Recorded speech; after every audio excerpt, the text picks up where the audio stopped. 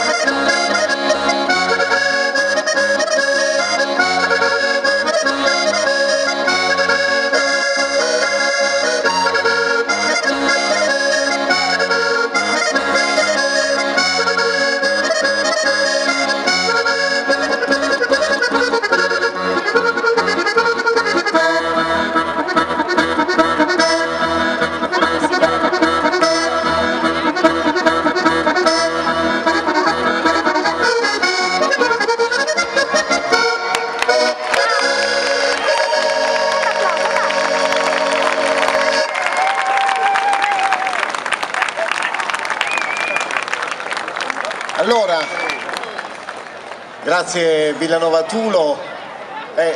Padre Gabriele, è vero? Padre Gabriele che vi ha accompagnato, che è il parroco di Villanova Tulo, si è goduto con me parte del ballo con molto piacere, insomma, dei suoi ragazzi del gruppo folcloristico. Potete pure accomodarvi così vi saluteranno ancora, quindi da quella parte a quella parte salutiamo Villanova Tulo e noi poi proseguiamo perché abbiamo ancora tanti gruppi, tanti balli da proporvi e quindi da vivere insieme.